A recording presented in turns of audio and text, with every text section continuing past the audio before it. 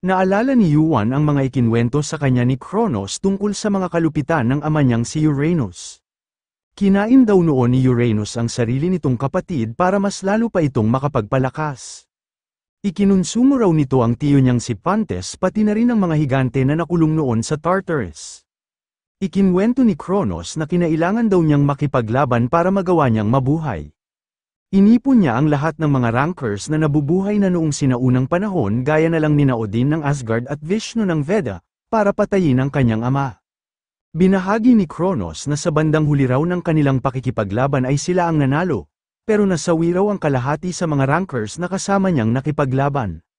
Binanggit ni Kronos na para lang daw isang pipitsuging bata si Zeus kung ihahambing sa ama niyang si Uranus. Ang ama niya nga raw noon ang pinakamalupit at pinakamalakas sa buong kasaysayan. Bagay na bagay nga raw dito ang bansag na Sky of Olympus. Nagtanong si Yuan sa kaharap niyang lalaki kung ito nga ba raw si Uranus. Tinanong ni Uranus kung ito palang ba raw ang unang beses na nakita siya ng ating bida. Pakiramdam niya raw ay ilang beses na niya itong nakita noon. Hindi nga lang daw siya nito nakikilala dahil ito palang ang unang beses na nakaharap siya nito sa totoo niyang anyo. Binanggit ni Uranus na halos kamukhang-kamukha niya naman daw ang apo niyang si Zeus kaya malamang ay pamilyar na rin daw ang ating bida sa kanyang itsura. Nagulat si Yuan noong may bigla na lang sumulpot na upuan sa kanyang likuran. Sinabi ni Uranus na bisita niya nga raw ang ating bida kaya gusto niya raw itong maging komportable. Huwag nga raw itong mabahala sa paglalabas niya ng kagamitan dahil wala naman daw espesyal sa ginawa niyang iyon. Isa lang naman daw siyang matandang lalaki na hindi nakakalabas sa loob ng maliit na kwartong ito. Naisip ni Yuan na sa ngayon nga raw ay wala naman siyang nararamdamang panganib mula kay Uranus. Huminto si Uranus sa pag-inom ng kanyang tsaa noong tawagin siya ng ating bida. Tinanong ni Yuan si Uranus kung kilala ba raw nito si Kronos. Nagtaka si Uranus sa pangalan na binanggit ng ating bida. Naalala ni Yuan ang side effect ng paggamit nila sa clock movement.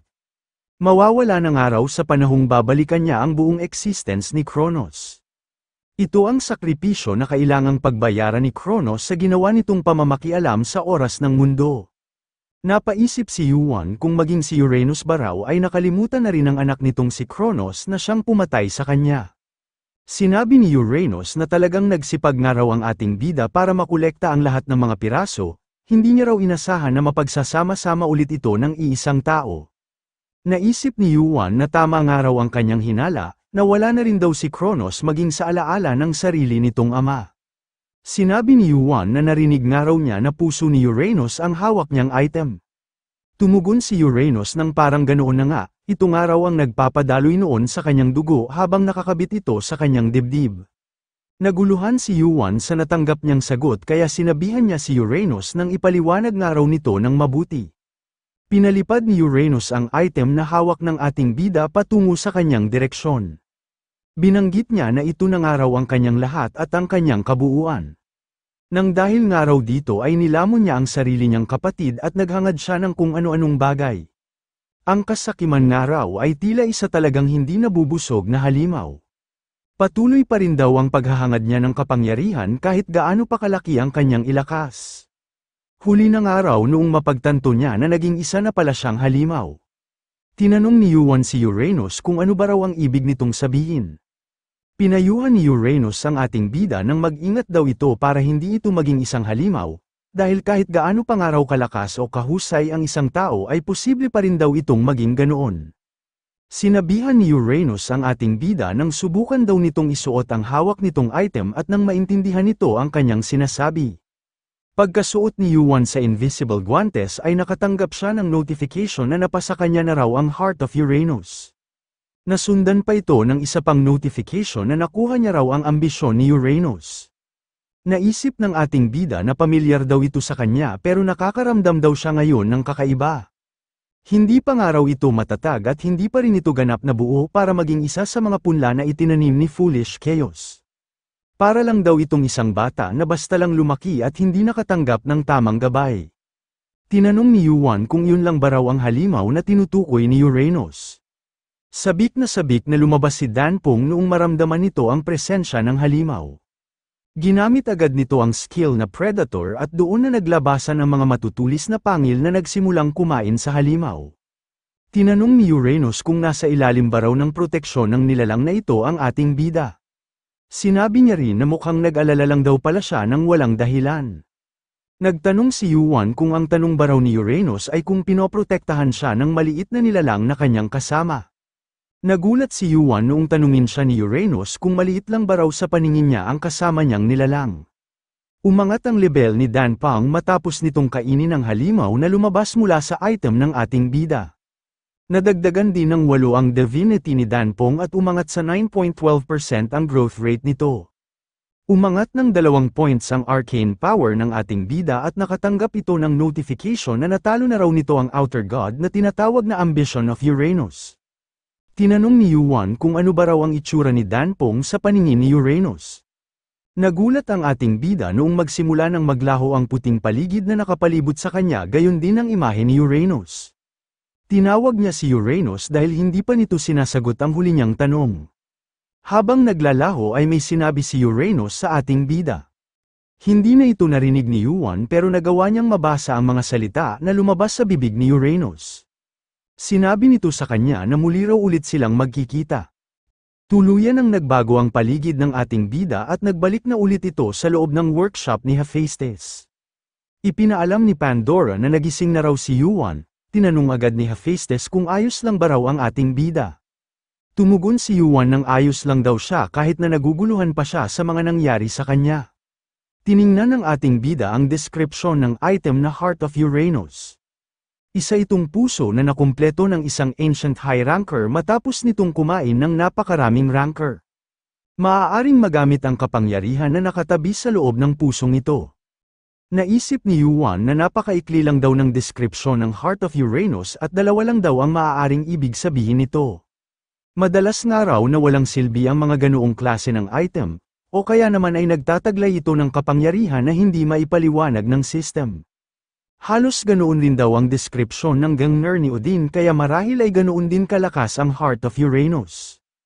At dahil nakalagay nga raw sa description na may nakatabi itong kapangyarihan, malamang nga raw ay isa itong uri ng energy source. Naisip ni Yuan na mukhang isa nga lang daw ang paraan para malaman niya kung gaano kalakas ang Heart of Uranus. Naintindihan agad ni Hercules ang gustong gawin ng ating bida noong iharap nito sa kanya ang isa nitong kamao. Lumayo ang apat sa loob ng syudad para sa gagawing paglalaban ni Hercules at Yuan. Imbis na magpahinga ay sumama rin si Hephaestus para manood at tingnan kung gaano kalakas ang ginawa niyang item. Sinabihan ni Hercules ang ating bida nang mas intindihin daw nito ang gagamitin nitong braso. Makakaya niya nga raw tanggapin ang lahat ng mga pag-atake na pakakawalan ng ating bida kahit na gaano pa ito kalakas. Kaya masisigurado niya raw na hindi masasaktan sina Hephaestus at Pandora na nanunood sa kanyang likuran. Sinabi ni Yuan na totoo nga raw na napakatibay ng katawan ni Hercules at nakakaya nitong tumanggap ng kahit na anong pag-atake. Naisip ng ating bida na lagi niya nga raw tinatawag na pagsasanay ang ginagawa nilang ito, pero sa totoo lang daw ay halos one-sided lang ang kanilang laban at siya ang laging nabubugbog. Kahit pa nga raw ginawa na niya ang lahat ng kanyang makakaya sa loob ng isang buwan, ay hindi man lang daw siya nakapag-iwan ng kahit na anong malaking marka sa katawan ni Hercules. Ginamit na ni Yuan ang kapangyarihan ng suot niyang Heart of Uranus. Naisip niya na siguro naman daw sa pagkakataong ito ay iba na ang mangyayari. Nabalot ng Ocean's Blessing ang katawan ng ating bida at nakatanggap siya ng notification na magsasummon daw ang Tartarus. Naisip ni Yuan na ito na raw pala ang madilim na karagatan na lumamon sa kanya noon sa ika-22 palapag. Hindi na nga raw Hell ang pangalan nito at Tartarus na ngayon ang itinatawag dito. Nakatanggap si Yuan ng notification na napasailalim daw siya sa epekto ng status condition na corrosion. Sa pagpapatuloy ng corrosion ay umangat na agad sa stage 2 ang epekto nito. Nakakadama man ngayon ng matinding sakit ang ating bida pero nakakaramdam pa rin siya ng saya. Hindi na niya alintana ang nararamdaman niyang sakit, masubukan niya lang ang bago niyang kapangyarihan. Noong sapat na ang kanyang paghahanda ay kumilos na agad siya para atakihin si Hercules. Idiniin ni Hercules ang kanyang mga paa para hindi siya mapaatras ng pag-atake na pinakawalan ng ating bida. Ipinangdepensa niya ang kanyang katawan hanggang sa unti-unti nang maglaho ang kapangyarihan na nakapaloob sa pag-atake ni Yuan. Habang nanunood ay naisip ni Hephaestus na yun daw pala ang kapangyarihan ng Uranus. Alam niya nga raw na isa ito sa mga top masterpiece na kanyang nalikha sa buong buhay niya. Pero mas malakas pa nga raw pala ang kapangyarihan nito kaysa sa kanyang inaasahan. Pero kahit ganoon na nga raw ito kalakas ay nakaya pa rin itong pigilan ni Hercules. Naisip ni Hephaestus na malahalimaw nga raw ang lakas ng mga tao na nakapalibot ngayon sa kanya. Nabigla si Hercules sa kapangyarihan na tumama sa kanyang katawan, seryosong-seryoso nga raw siya na pigilan ang pag-atake ng ating bida. Pakiramdam niya nga raw ay parang sa ama niya mismong si Zeus nagmula ang itim na kidlat na tumama sa kanyang katawan. Napaisip si Hercules kung paano raw ito nagawa ng ating bida. Sinabihan ni Hercules si Pandora nang talagang hindi raw nito mapigilan ang sarili nito sa tuwing nakakakita ito ng mga sugat at pinsala. Tinanong niya rin kung may kaalaman na ba raw talaga ito sa panggagamot. Tumugon si Pandora nang sa ngayon daw ay marami na siyang kaalaman dahil sa paulit-ulit na paggamot niya sa ating bida. Nagpasalamat si Hercules matapos gamutin at bendahan ni Pandora ang mga tinamo niyang sugat. Tinanong naman ni Hercules kung ayos lang ba raw ang ating bida. Tumugon si Yuan at sinabi na gaya raw ng nakikita ng mga ito, hindi nga raw maayos ang kanyang kondisyon. Naisip ng ating bida na marahil ang dark element daw na nakahalo sa ginawa niyang pag-atake ang dahilan kung bakit matagal gumaling ang tinamo niyang pinsala. Sa lagay nga raw ni Hercules ay mukhang ganoon din ang nangyayari sa pinsala na tinamo nito. Sinabi ni Hercules na depende raw kung paano gagamitin ni Yuan ang nakuha nitong kapangyarihan, pero mukhang maaaring maging isang lason rin daw ito sa ating bida. Itinugon lang ni Yuan ang mga katagang no pain no gain sa binanggit ni Hercules. Tinanong ni Hercules kung kahit ba raw kinakain pa nito mismo ang katawan ng ating bida. Sumagot si Yuan nang yun daw ang bagay na kailangan niyang matiis, hindi raw maaaring umiwas siya lagi sa panganib. Kailangan niya lang daw malaman kung paano niya ito makokontrol at kung kailan niya ito gagamitin. Naisip ni Hercules na sa mga kakaiba at nakakainteresadong bagay raw lagi napapasangkot ang ating bida. Kasama nga raw nito lagi ang isang nilalang na sobrang kakaiba na hindi maikukonsidera bilang isang ordinaryong divine beast. Hawak rin nito ang isang item na nagtataglay ng kapangyarihan na ngayon niya palang nakita. Pero kahit nga raw ganoon ay maayos pa rin ang mga itong napapanghawakan ni Yuan. Sinabi ni Hercules na kung ayos lang daw ang ating bida ay maaari na raw silang umalis. Kinuha na nila ang sinakyan nilang Sun Chariot noong magtungo sila sa ikaunang palapag. Tinanong ni Yuan kung aakyat na ba raw sila ngayon. Sumagot si Hercules nang iwan na lang daw sila ng ating bida sa ika-38 palapag. Naalala ni Yuan kung paano sila pinalayas ni Hephaestus sa loob ng workshop nito. Hanggang ngayon nga raw ay ayaw na ayaw pa rin ito ng mahabang pamamaalam. Binanggit ni Hercules na sapat na raw ang training ni Yuan sa gigantification skill at nakuha na rin daw nito ang hinihintay nitong item. Tinanong niya ang ating bida kung aakyat na ba raw ulit ito ng tore. Tumugon si Yuan nang yun na raw ang plano niyang gawin. Tinanong ni Pandora ang ating bida kung aalis na naman daw ba ito. Naalala ni Yuan ang mga ipinayo sa kanya ni Hercules tungkol kay Pandora. Naisip niya na kailangan niya raw ipaalam kay Pandora na hindi niya naman ito iiwanan doon ng habang buhay. Binanggit ni Yuan na bibisita raw siya lagi sa ika-38 palapag. Pero hindi niya palang daw alam kung gaano ito kadalas.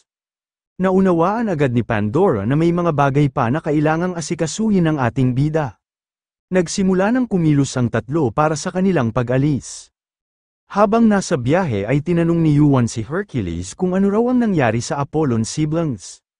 Narinig nga raw niya na nawala ang mga ito bago pa nangyari ang pakikipaglaban nila kay Zeus. Sumagot si Hercules nang pinakawalan daw ang mga ito ng tiyo niyang si Hades mula sa underground prison ng Templo ng Olympus. Si Hades na nga raw ngayon ang bagong guildmaster ng Olympus kaya hindi na ito nagkaproblema sa pagpapalabas sa dalawa. Binanggit ni Hercules na wala raw siyang alam sa kalagayan ng kapatid niyang si Artemis pero narinig raw niya na nasa kritikal na kondisyon ang kapatid niyang si Apollo. Sinabi ni Yuan na mukhang malala nga raw pala ang tinamo ng mga itong pinsala. Tumugon naman si Hercules nang natural lang daw yun lalo na't nakipaglaban ang mga ito para magawa nilang mabuhay. Sinabi ni Hercules na inakala raw niya na malupit at walang awa ang ating bida pero nag-aalala rin daw pala ito sa ibang tao. Pinayuhan ni Hercules ang ating bida nang huwag daw itong mag-alala sa kanyang mga kapatid. Bukod daw sa mas una pa ang mga itong umakyat ng tore kumpara sa ating bida ay mas mataas na rin daw ang naakyat ng mga ito. May sapat na nga raw ang mga itong lakas para hindi basta-bastang madurog sa mga ganoong klase ng bagay. Sinabihan ni Hercules ang ating bida nang huwag na raw nitong subukang pasanin ang problema ng iba. Naisip ni Yuan na kahit nga raw alam ni Hercules na kakaiba siya kumpara sa ibang mga tao ay binibigyan pa rin daw siya nito ng magagandang payo para mapagaan ang kanyang puso. Natuwa si Yuan dahil ito nga raw ang ugali ng Hercules na nakilala niya sa pinanggalingan niyang panahon. Mayroon man daw itong pambihirang lakas pero nagtataglay rin daw ito ng hindi matatawarang kabaitan. Naisip ni Yuan na salamat nga raw sa mga sandaling ito, kahit panandalian lang daw ay naramdaman niya na parang kasama niya ulit ang Hercules ng pinanggalingan niyang panahon. Napuno ng kaguluhan ang ika-44 na palapag nang dahil sa iisang player. Kumikilos ngayon ang napakaraming kriminal dahil interesado sila sa reward na nakapatong sa ulo ng ating bida. Kapag sila nga raw ang nakahuli dito ay hindi na sila mamumroblema sa pera hanggang sa maging isa na silang mga ranker. Nagmakaawa ang isang player sa mga umaataking kriminal at sinabi na hindi raw siya ang hinahanap ng mga ito. Sinabihan ng isang kalbong kriminal ang kanyang kasamahan nang tingnan daw nito kung ano raw ang mga makukuha nila sa pinatay niyang lalaki. Sinabi ng isa pang kriminal na player na talagang hindi raw makapagpigil sa pagpatay ang kasama niyang kalbo. Nangatwiran ang kalbong kriminal na ang bawat oras daw ay may katumbas na pera. Mag-aaksaya lang daw siya ng oras sa paghahanap sa kanilang target kaya mas mabuti na gumawa na lang siya ng pera sa ganoong pamamaraan. Wala rin naman daw batas na pipigil sa kanya kahit na pumatay pa siya ng pumatay, at sinusuportahan daw sila ng isa sa mga miyembro ng Three Precious Children. Naisip ni Amaterasu na naroon na nga raw ngayon sa ika-44 na palapag, ang mga kriminal na walang mapupuntahan, ang mga player na hindi makasali sa isang guild, at ang mga player na huminto sa pag-akyat nang dahil sa hindi sila makabuo ng isang maayos na grupo. Lumakas nga raw ang loob ng mga ito nang dahil sa napasailalim ang mga ito sa pangalan ng Three Precious Children. Gagawin nga raw ng mga kaawa-awang ito ang lahat ng mga kinakailangang gawin para lang sa iisang layunin. Habang nagsasama-sama nga raw ang kapangyarihan ng mga ito ay mas lumalakas rin ang kanyang organisasyon. Sa loob nga raw ng ika-44 na palapag ay wala nang mapupuntahan pa si Kim Yuan. Nakatanggap si Amaterasu ng isang bagong mensahe sa kanyang player kit. Nakalagay sa mensahe na nagpakita na raw si Kim Yuan at dala-dala raw nito ang Yata no Kagami. Habang nagpapahinga ay naisip ng ating bida na mukhang nasusundan nga raw siya ng maayos ng mga taong nakasunod sa kanya. Sinadya niya raw talagang ipakita ang kanyang presensya at nang mapagsama-sama niya sa iisang lugar ang napakaraming kalaban. Ilang araw na nga raw siyang tumatakbo nang dahil sa plano niyang ito. Naisip ng ating bida na mukhang mahigit na raw sa 10,000 ang mga sumusunod sa kanya ngayon. Hindi niya raw inasahan na magsasama-sama sa iisang syudad ang ganoon karaming kriminal. Ito raw pala ang dahilan kung bakit nabahala noon si Odin sa pagdami ng mga kriminal sa ika-44 na palapag. Naisip ni Yuan na sa dami raw ng nakasunod sa kanya ay hindi niya pa rin nakikita ang pangunahing salarin na si Amaterasu. Mas mabuti na rin daw siguro na wala pa ito doon at nang maireserba niya ang kanyang lakas. Nahinto ang pagkain ng ating bida noong may bigla siyang naramdaman. Agad siyang lumingon sa kanyang likuran para tingnan kung sino ang nagtangkang lumapit sa kanya. Napagtanto ni Yuan na hindi ito si Amaterasu dahil isang babae ang kaharap niya ngayon. Nagtanong ang dumating na babae kung ano ba raw ang iniisip ng ating bida, tinanong niya rin kung gusto na ba raw nitong mamatay. Sinabi ng babae na napakabagal daw sumagot ng ating bida. Tinanong niya ulit kung ano ba raw talaga ang iniisip nito. Ang babae na kaharap ngayon ng ating bida ay ang isa sa mga miyembro ng Three Precious Children. Ito ay si Tsukuyomi na siyang may hawak ng ika-86 na pwesto sa ranking. Nagtaka si Yuan kung ano raw ang ginagawa doon ni Tsukuyomi, hindi niya nga raw inasahan na makikita niya rin ito. Binanggit ni Tsukuyomi ang Kusanagi no Tsurugi na siyang pangalan ng espada na hawak ngayon ng ating bida. Naguluhan si Yuan kung bakit mas interesado pa si Tsukuyomi sa hawak niyang espada kaysa sa Yata no Kagami na pakay ng karamihan. Nagtaka rin siya kung bakit nagre-react ngayon si Susanoo kahit na sa labanan lang ito noon nagkakaroon ng interes. Tinanong ni Yuan si Susanoo kung masaya ba raw ito dahil nakita ulit nito ngayon ang isa nitong kaibigan matapos ang ilang libong taon. Naguluhan ulit ang ating bida kung bakit ganoon na lang ang ekspresyon ng mukha ni Tsukuyomi habang nakatingin ito sa hawak niyang espada. Tinanong ni Yuan kung may gusto ba raw si Susanoo kay Tsukuyomi. Tumugon si Susanoo nang wala raw siyang gusto kay Tsukuyomi, pero alam ng ating bida na nagsisinungaling lang ito. Iginiit ni Susanoo na hindi niya nga raw ito nagugustuhan, pero sinabihan siya ni Yuan nang wag na raw siya nitong lukohin. Agad na kumilos si Tsukuyomi para agawin ang Kusanagi no Tsurugi na hawak ng ating bida. Doon na napagtanto ni Yuan na mukhang hindi lang daw pala one-sided love ang nararamdaman ni Susanoo. Kung sakaling may gusto nga raw si Tsukuyomi kay Susanoo, ay magagamit niya ito bilang isang makapangyarihang pyesa para mapabagsak niya si Amaterasu. Sinamantala ng ating bida ang pagkakataong ito para ipaalam kay Tsukuyomi na ginamit ni Amaterasu ang halimaw na Yamato no Orochi para patayin si Susanoo. Kasunod noon ay nagtanong si Yuan kung sino raw sa dalawang kaibigan ni Tsukuyomi ang pipiliin nitong kampihan.